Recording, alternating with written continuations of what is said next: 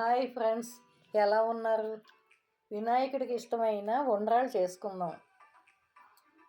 అందరూ కూడా బిజినెస్ చేసుకునేవాళ్ళు, జాబ్ చేసుకునేవాళ్ళు, లేకపోతే పిల్లల గురించి పరీక్షలకైనా దేని గురించి అయినా ఆటంకాలు ఏమీ లేకుండా ఉండాలనుకుంటే, అన్ని పనులు జరగాలనుకుంటే ఉండ్రాళ్ళు పోసుకుంటారు వినాయకుడికి. ఇది తినడం వల్ల ఇందులో జీలకర్ర వేస్తాం కాబట్టి అరుగుతుంది తొందరగా. శనగపప్పు వల్ల ఏమో ఫైబర్ ఉంటుంది, కార్బోహైడ్రేట్స్ ఉంటాయి, బలం వస్తుంది. బియ్యం రవ్వ వల్ల ఆరోగ్యం బాగుంటుంది, హెల్తీగా ఉంటుంది. నూనె లేదు కాబట్టి బాగుంటుంది, ఆరోగ్యం బాగుంటుంది. కొంచెం నెయ్యి వేసుకుంటాం కాబట్టి తొందరగా అరుగుతుంది. వినాయకుడికి ఉండ్రాళ్ళు అంటే చాలా ఇష్టం. 3 సార్లు కానీ, 5 సార్లు కానీ, 9 సార్లు కానీ, 11 సార్లైనా, 21 సారైనా పోసుకుంటారు. అన్నిసార్లు ఉండ్రాళ్ళు అన్ని ఉండ్రాళ్ళు కూడా కౌంట్ చేసి నైవేద్యం పెడతారు.